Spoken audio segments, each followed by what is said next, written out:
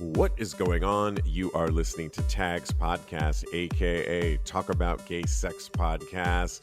This is episode 566. I am your host, Steve V, alongside Kodi, Maurice, Doggette. How the hell you doing, Kodi?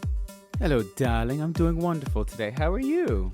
Really good. We're pre-recording this a couple days early for a couple different reasons. One of which, a little bit later in this episode, very excited. I have a sit-down interview with our good friend Kyle Applegate. I should say Reverend Kyle Applegate, who's going to be talking Reverend. all about transgender, all the news topics that have been making the airwaves recently. And then we're moving into polyamory and what he feels like we don't really get the difference between gay men, transgender community, and so on and so forth. And so lots of really good information and just a fun conversation I had with Kyle that I really am excited for everybody to hear. But the other reason we're pre-recording is because I am going on a little overnight trip, 2-night overnight trip with a guy that I've been spending some time with here in New York. And we're making Ooh. our way over to Massachusetts. He found a cool Airbnb that he sent over to me yesterday, Kodi, that's right on the water. That is not quite in Provincetown, but adjacent. And it looks just really like a perfect little cottage spot on the water to get away with somebody that you want to get to know even better. Ooh, is there a bearskin rug? I love that. A fireplace?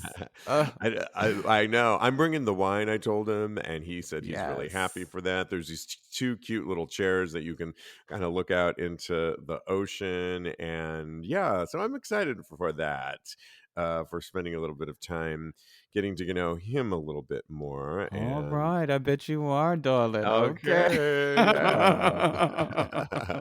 Getting our groove on. I know what's going down in that cabin. That and much more. We can only hope. No, I'm looking forward to it because he has been such a great sport about me starting an OnlyFans and seems to think that that's totally fine.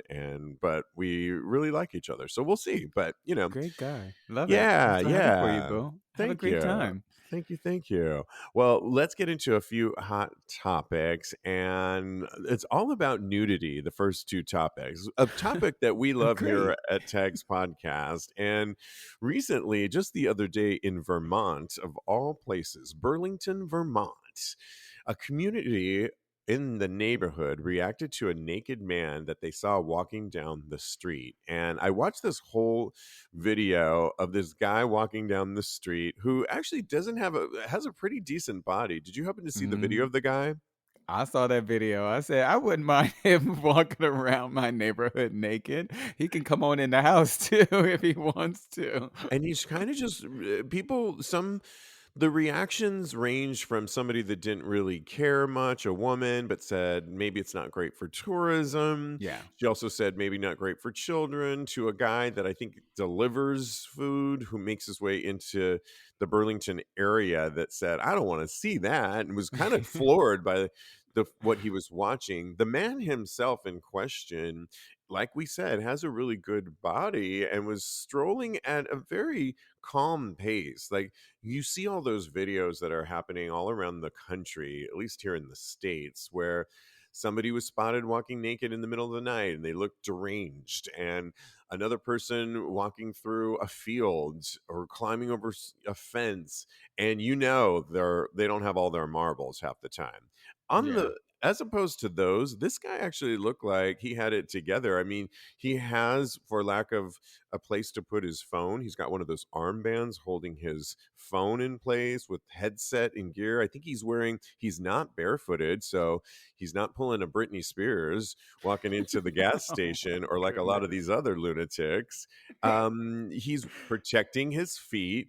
And when asked why he is doing by NBC local channel 5, he explained to the reporter, basically, I'm kind of reinventing my life, he said, to create a masterpiece, which is the rest of my life vision. Interesting. I mean, well thought out. We should also note that it isn't illegal to walk around naked in public.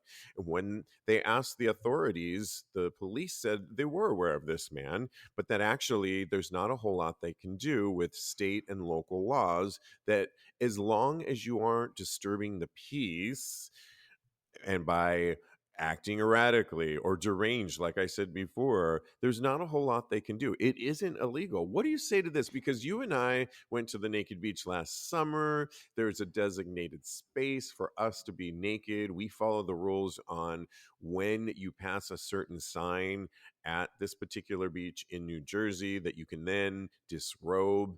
We don't do it prior to it. When we're on the naval, it's like a army base, an old Mhm. abandoned army base where you take a school bus over to get to this naked beach. We're not taking our clothes off then. What do you Yeah. say? Well, I think it's important to make the distinction of in Vermont, it's not illegal to be naked in public because Yes. I we don't know about the rules in other places. We No, just know in about this. Vermont. Yes, that's what we Yes. meant.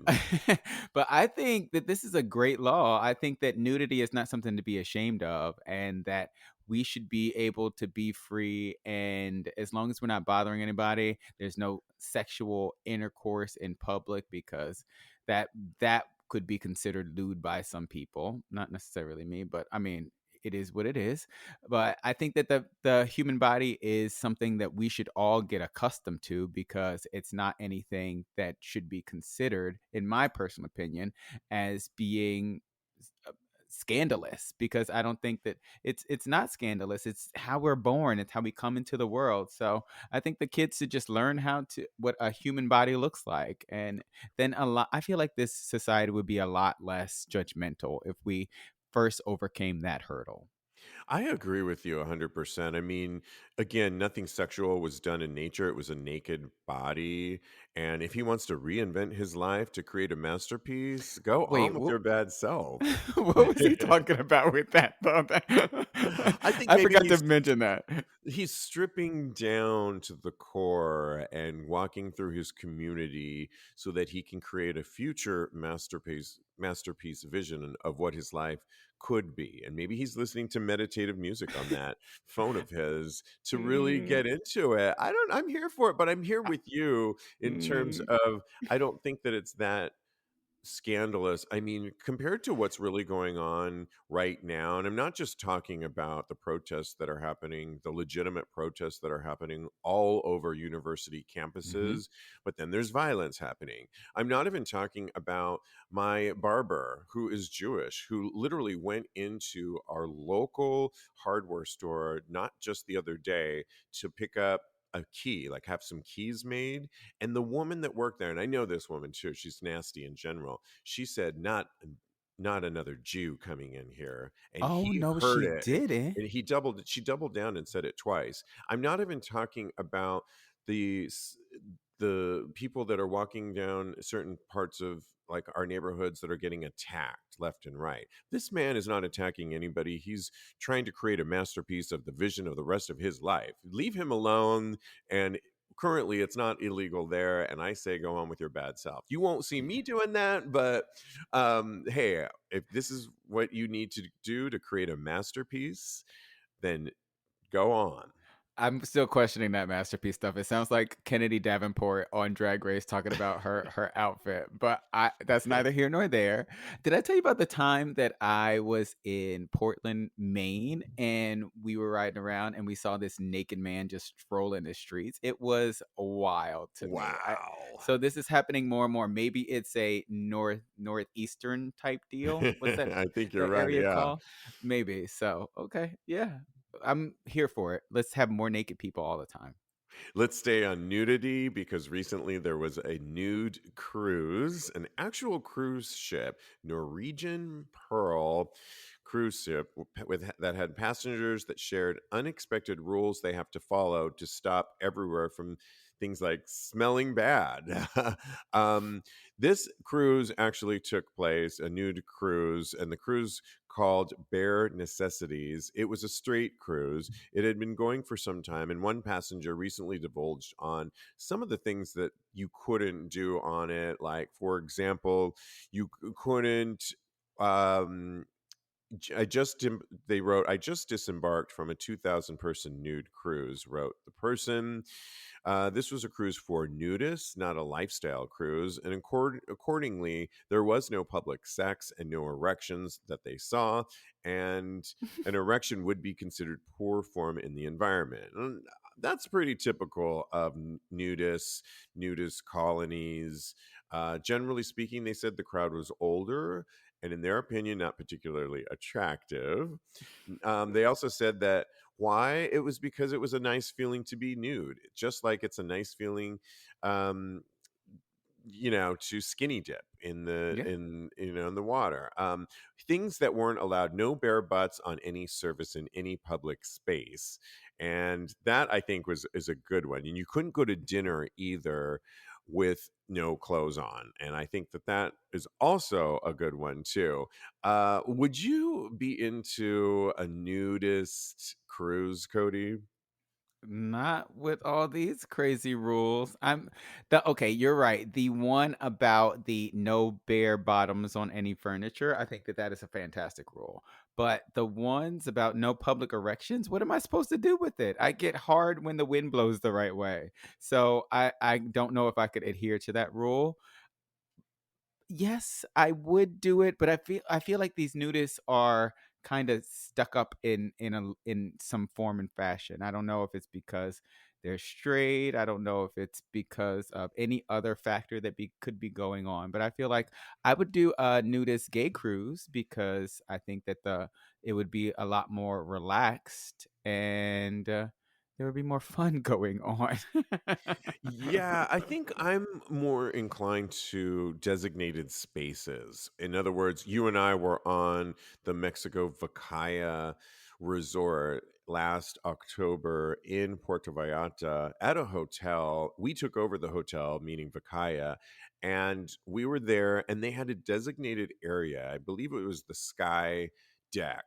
And it was a certain area. I think we were up there at one point with a Mhm. group of us, and we took our clothes off in that designated space. And I liked that they had that because it was a lovely space. There was a bar there. You could really enjoy yourself. The sun shined brightly at this particular area, so if you really were nude sunbathing, it was really perfect, and you were amongst like-minded people.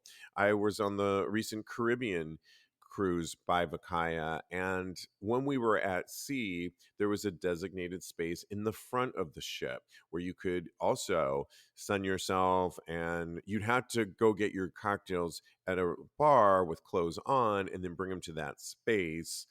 And so there was that. But I think in general, our community is really good at finding spaces on our own. And if you go to any of these types of LGBTQ cruises, we are half naked as it is. I mean, on the Right? Caribbean cruise, there was the red light district, and we were pretty much naked in that, if not scantily clad, and parts were out. But again, designated spaces for this, I am all for. And maybe that's just the side of myself that wants to go there, but I don't want to see that in other parts. And does that sound crazy that I'm more of a designated space area when it comes to my nudity? No, I think it's something that is per person. It's their own individual proclivity towards nudity because I feel like you know, it's you get to define when you're comfortable with nudity as far as the world is concerned. And if that's what you are comfortable with, then I feel like that's something you should look into and you should on these cruises it's something you should seek out because if it were me, I wouldn't mind having or seeing nudity all over the cruise, but I would like it to be more of a freedom type of deal. Like the straight cruise that was a nudist cruise, I think that they're kind of uptight. But it's per individual. at the end of the day. Yeah, it reminds me of a time when I stayed in Fire Island. I was volunteering for MMX, Male Massage Exchange, for one Hmm. of their pool parties a couple years ago. And in exchange, I got a room that I was shared with a guy for 2 nights. And I thought that's a good even share. I get a free room, I get to hang out in Fire Island, and then I just volunteer at their pool, their underwear party. Well, one of the things that the house that I stayed in, it was a naked home. It wasn't I love that. required, but everybody was walking. But Fire Island lends itself to that. A, it's an island. B, it's a total gay island practically.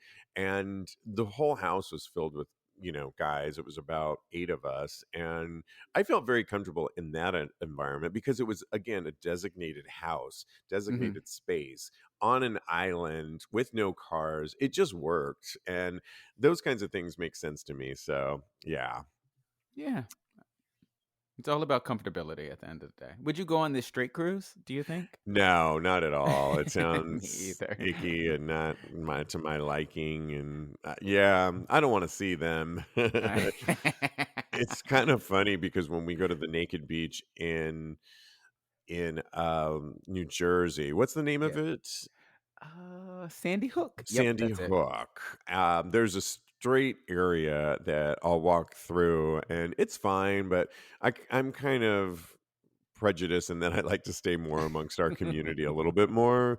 I think our Yes. community has a little bit. I like our taste a little bit better, but all good. I'll walk through all of the area, and it's just a short little strip that you can walk through, and I'll make a couple of laps throughout the day for good measure.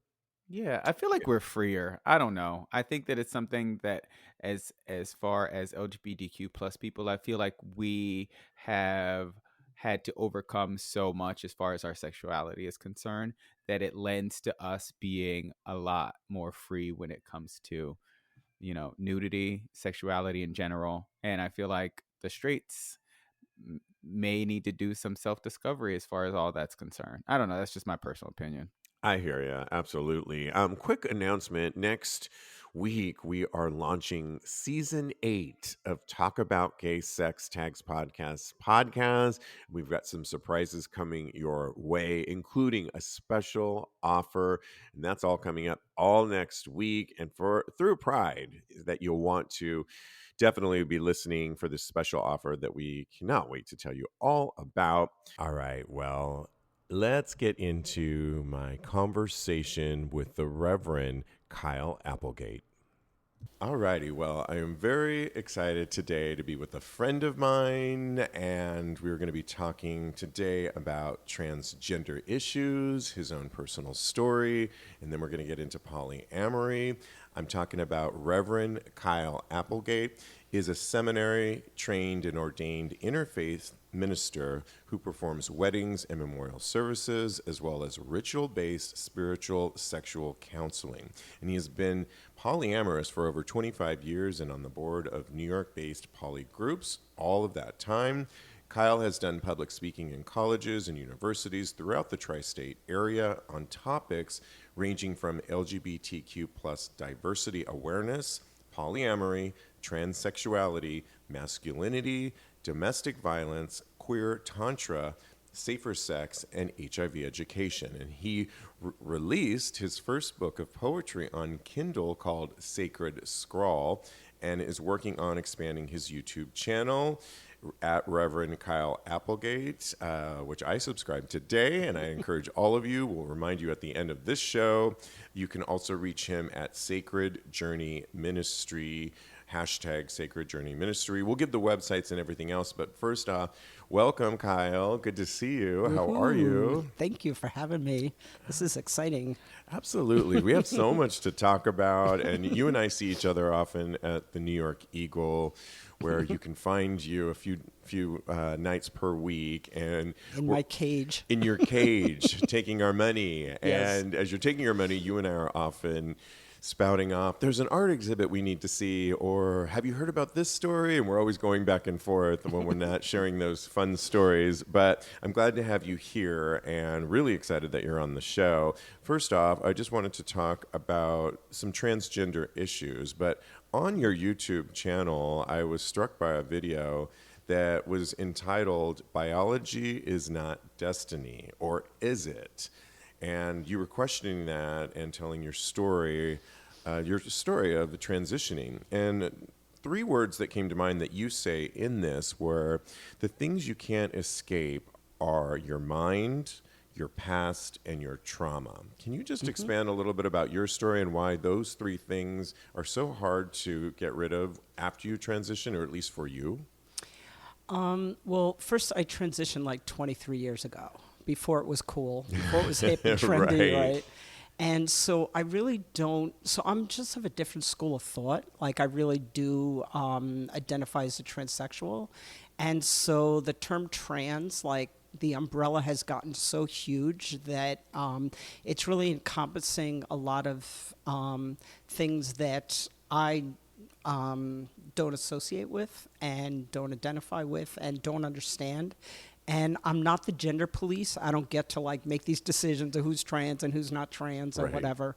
But there's definitely some predatory, like harmful behaviors happening like out in the world. And that's kind of scary and making it less safe for all of us, whether you're trans or not. And so now a lot of people go by how you identify, right? And so you can identify as a lampshade, you can identify as anything, but like it doesn't mean that other people have to necessarily respect that. I mean, some people are never going to respect it. I mean, that's why we have all these laws passing and things that they're just not going to see us the way we want to be seen. But as far as like what you can change and can't change, I mean, there's biology is one thing. It's like your height, your stature, I mean, things that you inherit from your family, like cholesterol and like heart disease and things like high that. blood pressure. I mean, yeah, some things like can't be fixed like by taking cross-sex hormones, right? And so... And at the end of the day, you're still going to be the same person inside, even though you change things on the outside. And so if you're a fun, cool person, you're going to be the same way. And if you're an idiot or you're still going to be that way, or like a user or whatever, you know. So it doesn't change your personality, kind of. I mean, yes, I'm more comfortable in my skin for sure, and I don't have any regrets and stuff like that. And that could emanate to your happiness on a daily basis versus maybe when you weren't transitioned. Yeah. I just feel, I mean, for me, did I feel this way? The narrative is always like you felt this way when you were 4 and 6 and 10, and I didn't. I was born with 2 sisters, so there were 3 girls in my family. I didn't have a brother. I didn't know what that was like, so we didn't have gendered tasks. We just took out the trash and mowed the lawn and stuff. They were just tasks. I mean, whatever. And so for me, I didn't have any role models of that, you know, and so just as time went by, I was just breaking stereotypes. I was a machinist it was me and 25 guys in a machine shop. I was just trying to get in touch with my power, and it was really difficult as a female. So I was always breaking stereotypes. I don't know if I ever told you this, but I used to be a boxer. I did not know that. I actually fought. I actually fought in the Golden Gloves in '96, and it was only the second year that they let women compete at all, and there were only 200 women in the world competing. Wow! So like I trained for 2 years, like heavy training as a boxer. That's funny. Yeah, it never came up. I feel like you pushed the boundaries of when you were a female, a machinist. Typically, we associate. I'm just going to be stereotypical with a man. Yeah. Boxing. We also associate that more with the male gender. My sister, who's not trans, was a machinist before I was. Okay. So and now she's a tattoo artist. Like she welds her own tattoo needles and stuff like that. And so like I don't know. So again, we didn't have brothers. I think if we did, like it would have been more of a division of what our roles were, So no, we were just, I guess, more free to do what we were doing. I don't know. Or we were creative and we were artistic and we were, out there doing stuff. But for me, the boxing was really about trying to get in touch with my power. And on estrogen, like, women have to work 10 times harder to get 2% stronger. You're not designed to do that. Your biology doesn't do that, right? And I also was a personal trainer at New York Sports Club for a couple of years, And this is like a million years ago. But women would say all the time, "Oh, I don't want to put on big muscles and stuff." I'm like, "You're not gonna. Don't worry about it. Yeah, you're not designed to do that." Right. Yeah. But for me, testosterone was the key to make me feel more comfortable. I started with a half a dose. I mean, after years of therapy and counseling. And I started with half a dose, and it was like this warm bath. I was like, yeah, this is the right chemical for me. And I felt like I had estrogen poisoning. Estrogen wasn't the right chemical in my body. That's wild. Yeah. So, and there was no looking back. I was like, yeah, this is... It's so funny because on our show, a lot, primarily gay men that listens to the show, we often say, check your testosterone levels because men can lose and your levels can go low. And sometimes if you're acting out or people have had, anger spouts or depression, and one thing you can always do, and it's a simple blood test, is check your testosterone. Do you have to check yours all the time as well? I mean, it's been so many years. Really, they more check my red blood cells that they can get too high, or my cholesterol. And everything's like balanced and in check. I actually lowered my dose a little bit by myself. I mean, but it's very stable. And so it's been so many years. Yeah. But that was one of my big concerns when I first started testosterone was I used to see guys at the gym with like roid rage, and I didn't want to be like that, But now and that didn't really happen for me. But the opposite is true too. When you see guys with low testosterone, like they don't have a sex drive, or they're like, So I think it's really important. Depressed. Yeah, it's really important to get your levels checked for sure. Well, let's talk about some fun things that, or maybe not so fun, as there was a recent article that said 14 messages trans people want you to stop sending on dating apps. And a lot of people, we talk about it on our show all the time. There's the whole debate of trans people being on Grindr, and I think it's great. But here's some of the things that... they do not want you to say. This is going to be interesting. You're so brave. I know. It seems like you're being nice when you tell a trans person how brave they are for living their life unapologetically. But the person writing this said, we don't want to hear that you're so brave. How do you feel about that one? Yeah, we're just trying to survive. Yeah, it's not about bravery. I don't know. I would turn it around and be like, well, what have you done that's like brave or not brave? I don't know. Yeah, exactly. Yeah, we're just trying to survive. Yeah. Yeah, they wrote, we're happy you respect us and on the journey we've been through, but we also want you to honor the fact that life is complicated and we're all humans. Basically what you were saying as well. But I like you turning it around on them too. What have you done lately?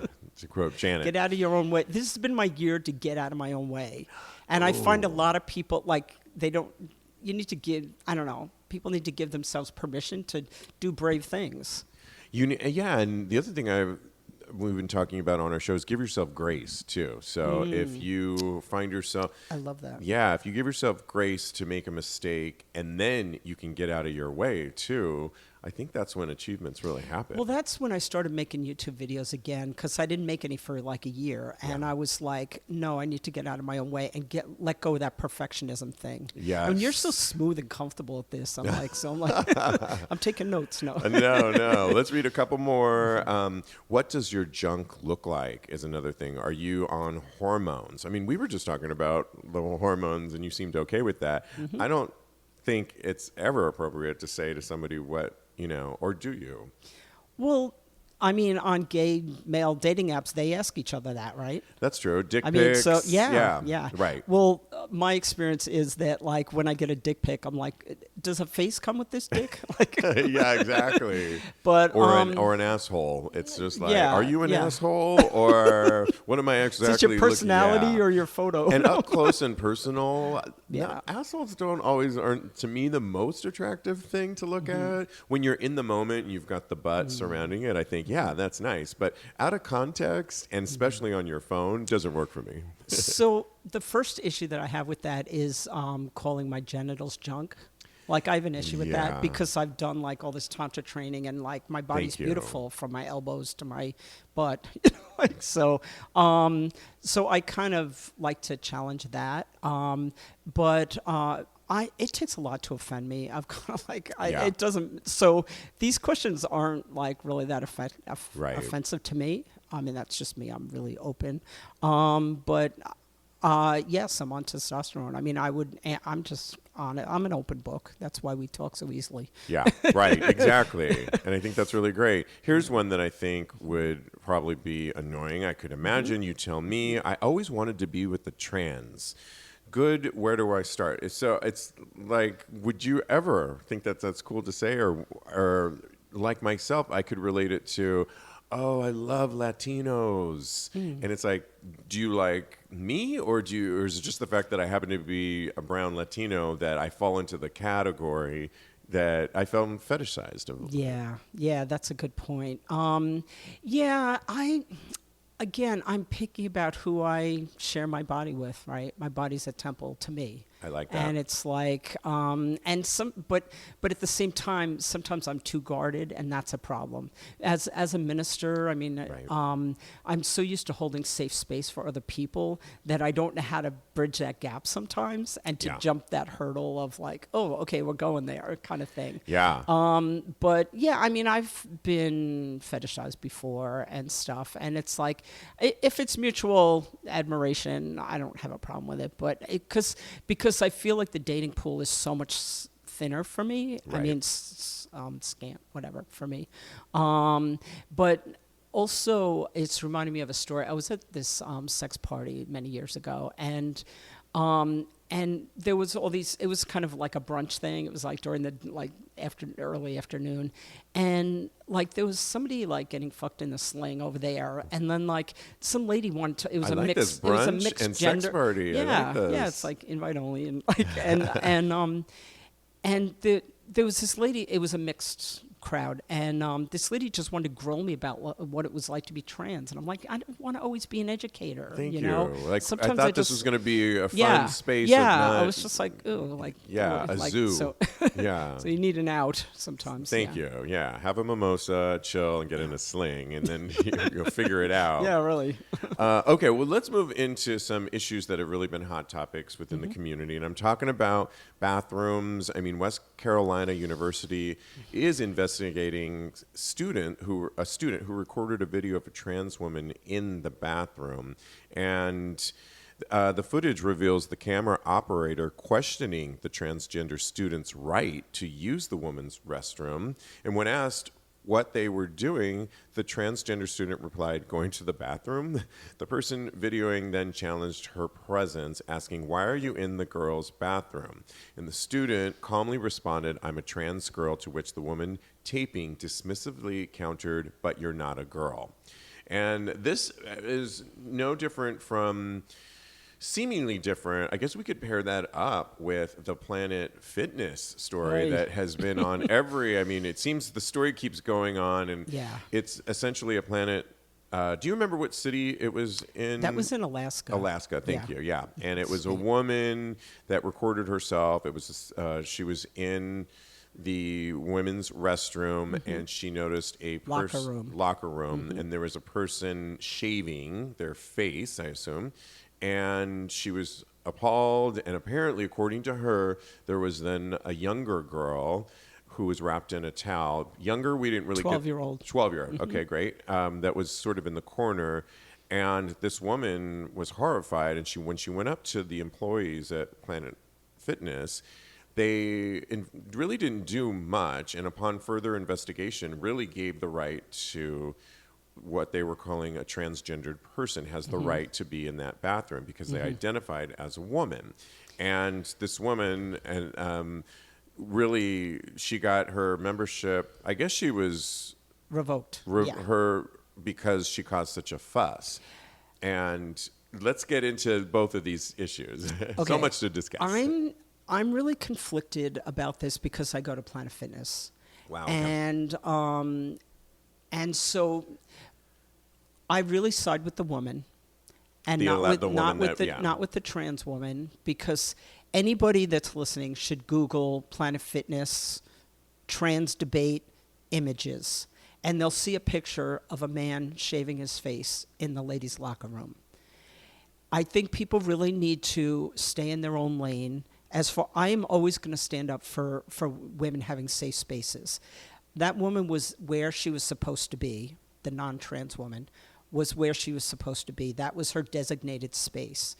And the problem that I have with it, they revoked her membership for taking a picture in the locker room. Yes, that's against the policy, and yes, that's a reason to revoke somebody's membership, but she was doing it out of fear. She was doing it was a safety concern. That really is like more of a police matter if you're afraid, right? And that's where I draw the line. But if people Google that image, it's very clear that person, A, shouldn't have been in the locker room. I am friends with lots of trans women that some are more passable than others, and that doesn't matter to me. I love them. They're beautiful people. My friends. That's why I'm friends with them. The problem that I see is that all the trans women that I know wouldn't be caught dead shaving their face in a bathroom. Right. And they have stubble, and they have, and they have to shave and this and that. But most of the trans people, transsexuals that I know, they just want to blend in. They don't want to make a big show, a big fuss, parade around in lingerie and like this and that. Right. We're just trying to live our lives. We're just trying to survive.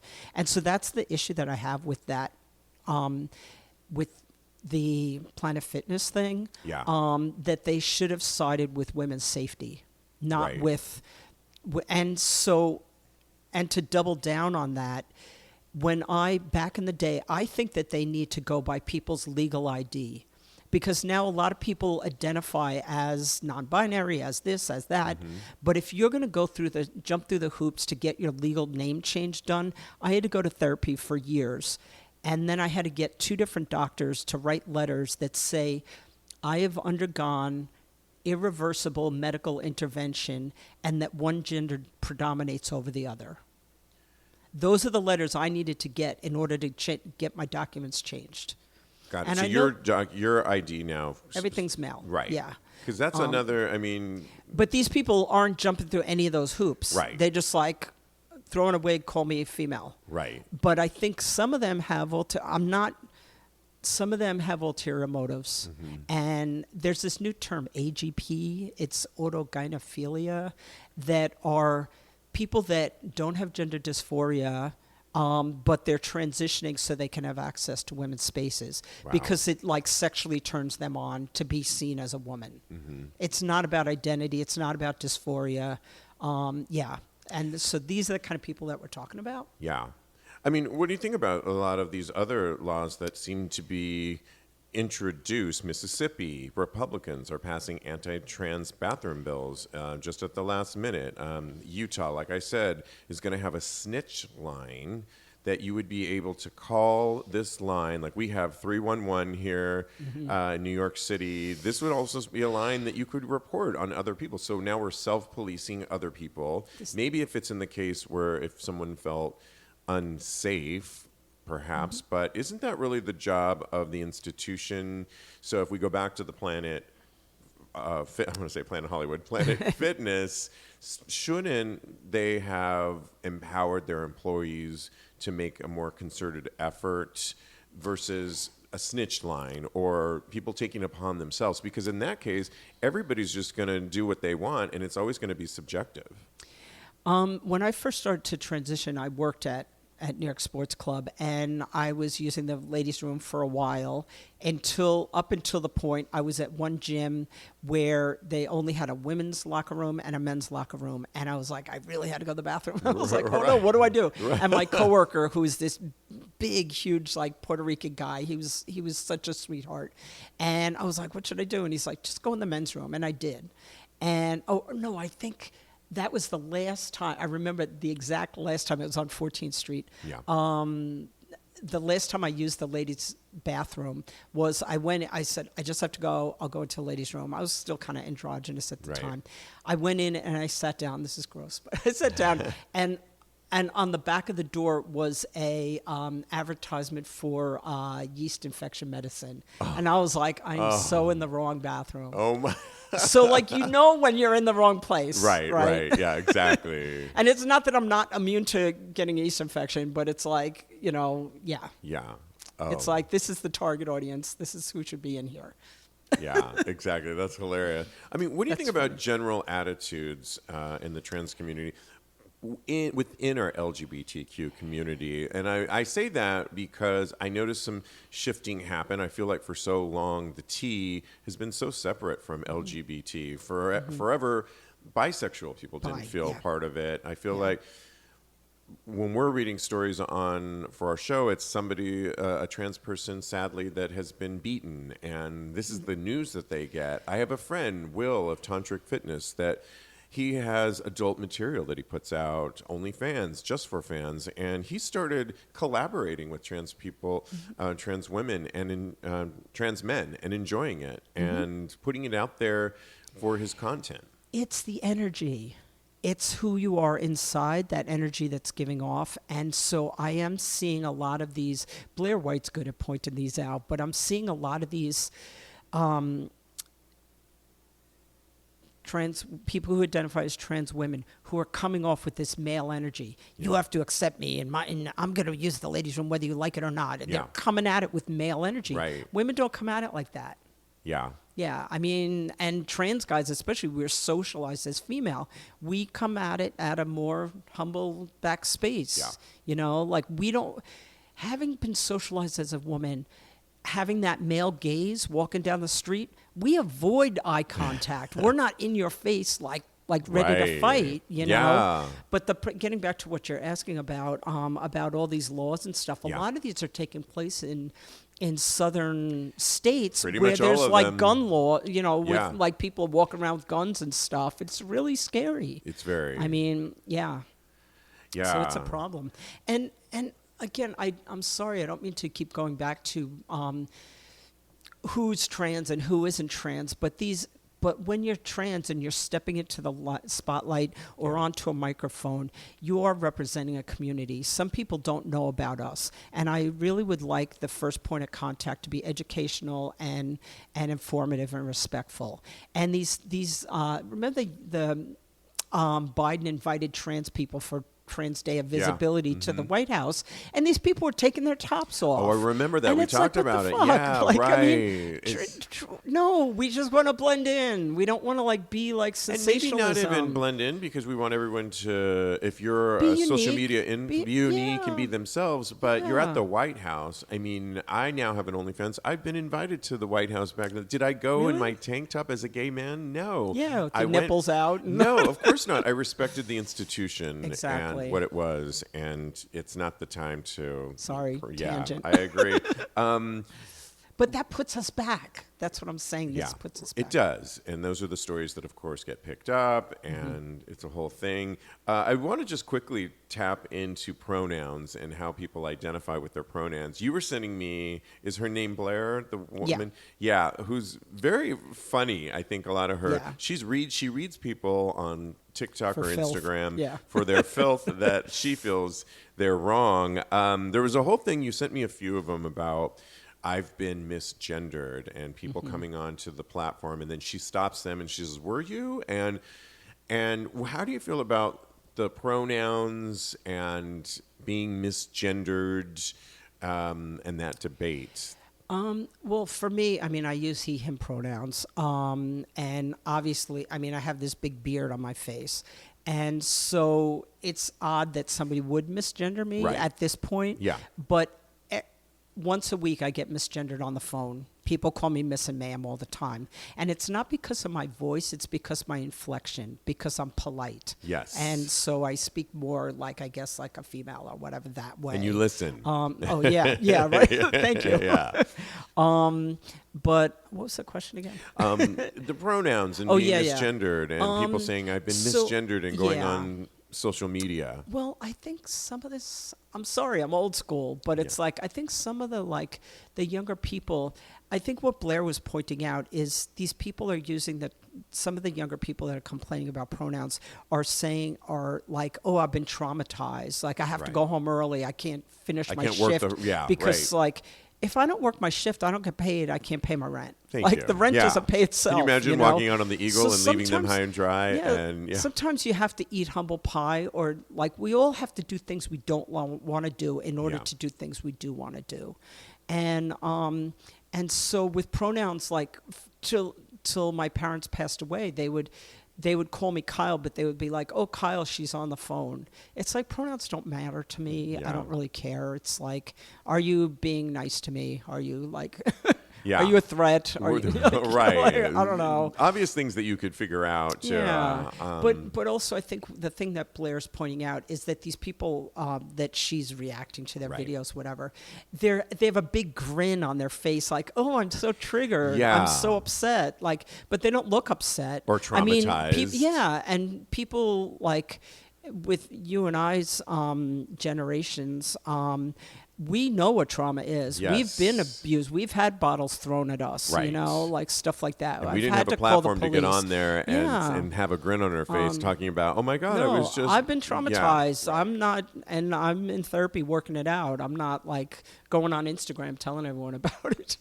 Let's switch gears to polyamory Sure. now, because you say that you've been polyamorous for years, yes? Yeah, 25. 25 years, yes, exactly. And I want to hear your story a little bit, but again, there's a recent story by Slate that says LGBTP, should we be adding polyamory since it's now everywhere these days except protected under law? Some advocates have an idea about how to change that. And actually, recently, where I'm from, Berkeley and Oakland, California, they just passed legal protections for polyamory couples. And we're talking about things the city council cover: multi-partner families, step families, single parents, multi-generational household, and asexual relationships. And they were voting to approve legal protections for polyamorous families, moving to shield people in diverse family structures from discrimination in things like housing, businesses, and civil services. And it does beg the question, and you, of all people, could answer this: should a P be added to add more laws that respect and protect people that are in polyamorous relationships? I'm friends with two lawyers who Chosen Family Law Center who totally deal with polyamory and quads and combinations, and there does need to be protections because who's picking the kids up from school, right, and this and that. So they're and you know, family structures are all different varieties and flavors now. Right. So but should it be added to the LGBT as Buck Angel says, the LGBT pee pee poo poo, like he had so many like letters to the end of it. But today when I was walking over here, I was thinking about the gay pride flag. Right. What was wrong with the gay pride flag? It had the colors and they represent things, not identities. They represent compassion and love and clarity and, you know, the different things. Was it Gilbert Baker, the flag? Yes. But now they have this new flag that has, it looks like a captain's ship wheel on it with every different rainbow color. And like no gay person would like make a hideous looking flag like that. But these aren't about identities. They're just they're colors of like respect and honor and love and stuff. So I didn't think there was anything wrong with that. So I don't think polyamory should be added to that.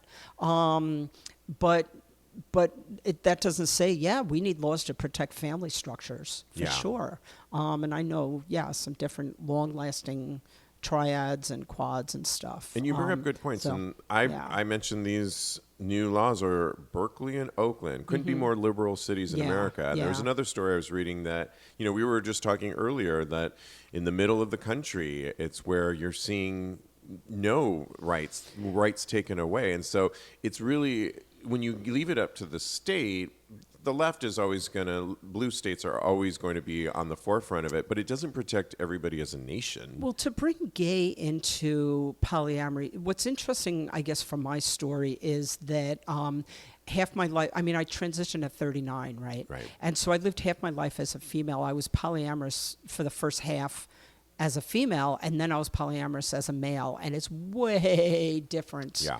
And so, and during that period, same-sex marriage became a thing. Okay, that wasn't right. an option Yeah. before. Right. Right. So that also added another wrench to it. So I feel like I run a polyamory page, spiritual polyamory, on Facebook, and it's like I can post the same exact question to that page, which is more mixed, hetero, whatever, and then to the gay poly page, and way different responses. So I feel like the gays, they've really, in some ways, they're way more advanced with the non-monogamy and working things out. Yeah, they're more open-minded and used to dealing with that, but they're newer at intimacy and marriages and long-lasting relationships. Yeah, let's dive into that a little bit more, And because I think that's where we get it wrong. And I if you could find talk it more on fascinating. that, what we're missing in that part of it. Yeah, because for the heteros, like I feel like they're more experienced in marriage, and when they approach polyamory, it's like they have tons of rules and agreements and non-monogamy and stuff like that, where the gays like have it all figured out already, Yeah. So I would like to see the gays have a little bit more intimacy going on. And it, as a tantra person, like, it makes me crazy when I hear couples say, oh, we've been together 18 years, 23 years, but we don't have sex anymore. Yeah. And I'm like, why not? Like, it's so Exactly. fundamental. It's a way that you express. It's like a glue And they're that almost like bonds okay with that together. idea that, well, we've been together, and then they Yeah. justify it with the years, right? Yeah. Like, obviously. And that's a commitment. Yeah, right. And people get married or stay together for all kinds of reasons. Sure. And I'm not Right. for health insurance, for this, for that, Right. benefits, and that's all great, I'm Right. not. But to me, I'm like, intimacy is important. Yeah. And it is like the glue that holds that bond together. And I'm getting older, and I'll be 61 next month, and my husband's 67, and we'll be having our 10th anniversary on Friday. Well, 10th wedding anniversary, but we've been together 15 years. Congratulations. And we're still really into each other. I love that. It's like, Yeah. I love it too. It's like really fun. Right. It's almost sad to think that would go away. So that's kind of what I wanted to talk. Yeah. Was kind of the differences between like hetero poly and gay poly. Right. And the other thing I wanted to just say is, like, I don't recommend polyamory to anybody. Yeah. You really have to like know yourself, and you have to be able to ask for what you want, right? And a lot of people can't do that. They don't have the words, especially older people. I find they don't have the language for sex stuff. And so I love that your podcast like talks about sex. Like, and also, the number 3 is really honesty. Like, you got to be honest with yourself and honest with your partners. And I know this married guy who's like Yeah. gay, who says like, oh, my husband gave me gonorrhea again. And I'm like, what the fuck? Like, that, to me, my husband and I don't have many rules or agreements. We don't call them rules. We call them agreements. I like because that. they could be negotiated, right? Like, right. Life presents different changes, obstacles, changes, and to have these rules, but what's the word again? Agreements. Agreements. Yeah, because you agree upon Just it. That's see how consensual. that came out of my mouth. It Yeah. sounded so much more pleasant. Yeah, than this is the rule. Rule. I'm laying down the law. Jeez. But my husband and I don't have many rules, but like our one rule is don't do anything that's going to complicate the other one's health. It's like, I like sex. I don't like to be put out of action. Yeah, like Me- taking antibiotics and this and that or whatever, irritated. And I would whatever. add to that, do things that, of course, look at me adding to your No, agreements, add to but my I would list. add to do everything you can to stay healthy. And Yeah. so, like, for example, I now take this pill that our Dr. Goldstein, proctologist, Valtrex, and it's simply to prevent I think it's herpes from coming back, the inflammation and from ever coming back, and it works. And so that would be something that with my partner I would want to just protect them. I take that too. This is a side note, but every time I take Let's have a Valtrex comment. I have nightmares. Really? I have bad dreams when I take it, but I take it anyway. But it's like I don't like that. Yeah. But anyway, I would add the one other rule the caveat that I said is don't use my lube. I'm a little germphobe. It's like, no, that's my lube. You can like whatever. Well, mine would be almost the Have same. fun, but Lube is so expensive, for crying out loud. yeah. I'm notorious for breaking the bottle if it's glass or spilling silicone on the floor. Watch out when you walk out today because it's spilled on a couple spots. You know where I work. Yes, well, right. I'm surprised we're not slipping and sliding at the New York Eagle. It's a skating over there. rink after 3. Exactly. A lot of fun, but yeah, be careful there. You know, that rule that you have, that you said it's not for everybody, I totally agree. There was a point late last year that I thought there was 2 different people, and I was, I'm starting my adult content that I'm putting out there. So that to me is fun, and it's work, but fun work, and I've learned I'm pretty good at it. But there was 2 separate people that I was feeling very romantic with, and I was starting to have anxiety over it because I don't think I'm meant to have more romantic feelings for more than one person. Now I can have friends with benefits with certain people, and I can shoot my content, and I've since switched to just one person now. That's out of the 2. It was a contest. One of them's getting the rose so far, and we're going away this weekend for the first time, which should be fun. Yeah, but I think to your point, I think I tried to carry on with 2 different people romantically now, and they weren't in the same city, so it was even easier. But I was starting to have anxiety over it. Does that even resonate? Well, not with you because you like it. I love sharing. I love sharing my dishes, my tools. I'm just that kind of communal person, and maybe that's the female side of me. Whereas what I've found is some people like a lot of details, and some people don't. Right. My husband doesn't like details. He gets all squeamish and so the basic details would just be, who you going out with, when you're going to be home, are you safe, whatever kind of thing. Whereas I like lots of juicy details. So and so you have to find yourself stopping. It's like learning, but it's like learning what your partner, or your partner's like, right? And Right. Let's give a little advice on a recent Reddit thread, a polyamorous thread, and there's 2 here. Let me just see if this one resonates. It's finding my style. Hi, I'm 21, female in a committed monogamous relationship with my partner, 23, non-binary, and I'm in a place where I'm discovering I may be non-monogamous. I'm pretty new to all of the ways that can look and was hoping I could get some insight on that. I am open to my partner having other casual and romantic interactions, and in the case that we open our relationship, I would be looking for more of a comet. I'm not sure the word they were using, kind of relationship, as I don't feel the desire to build another committed relationship. Okay, I see what they're saying.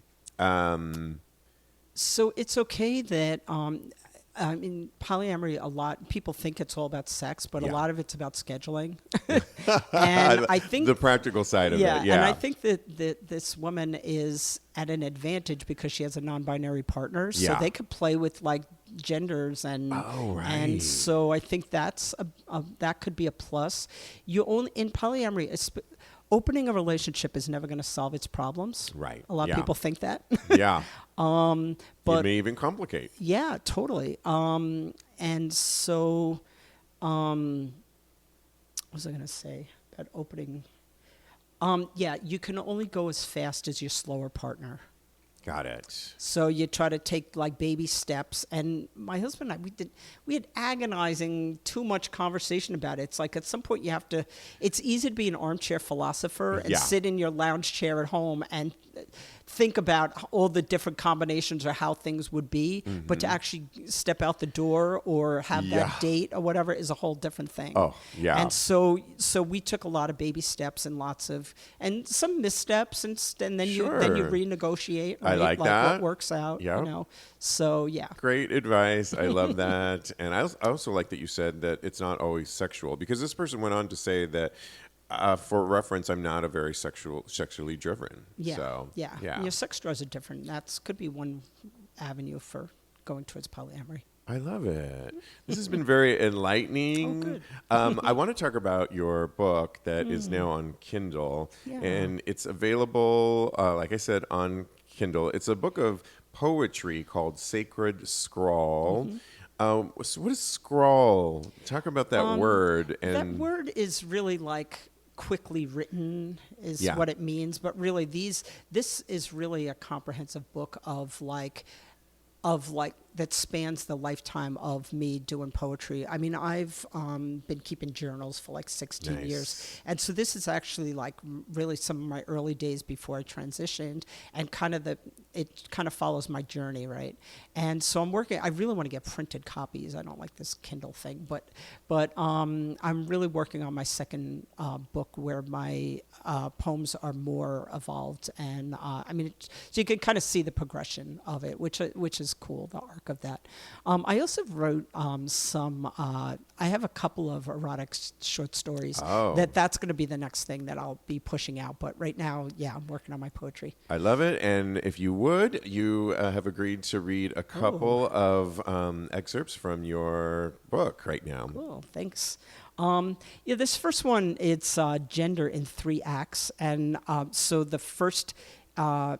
I'm just going to read the first act because it's like the first one is male, the second one's female, and the third is androgynous. So this is the male portion of that. Yeah, Got I figured for talk about safe sex, I figured gay that would, sex, gay sex. Sorry, that too. It's all encompassing. yeah, exactly. This one is called Ode to a Phallus. In case no one told you lately, your penis is perfect in every way. Someone might need to hear this today, though I never understood pissing contests anyway. I, for one, live quite comfortably without one. Rather, I have a whole drawer full of colors and sizes or girths.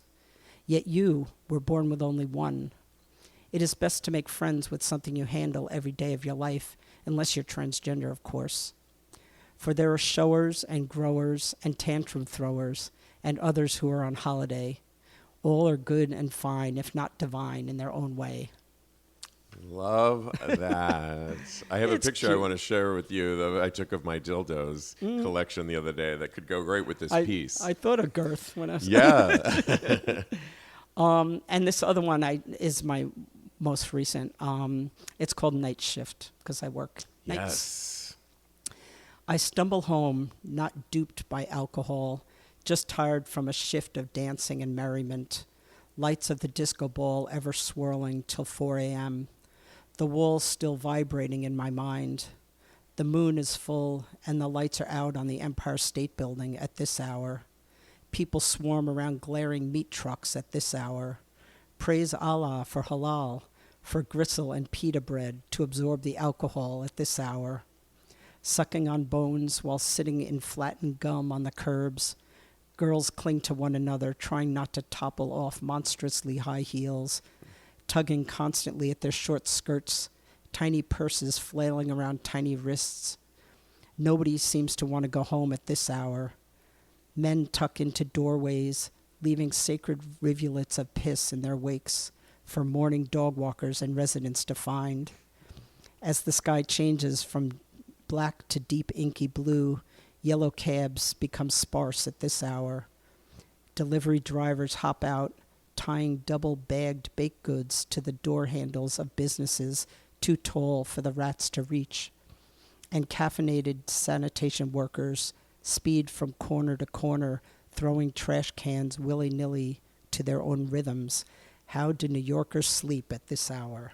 Oh my God, so vivid. And I think it's because I know that hour so and well. we live in the same neighborhood. We live in the same neighborhood.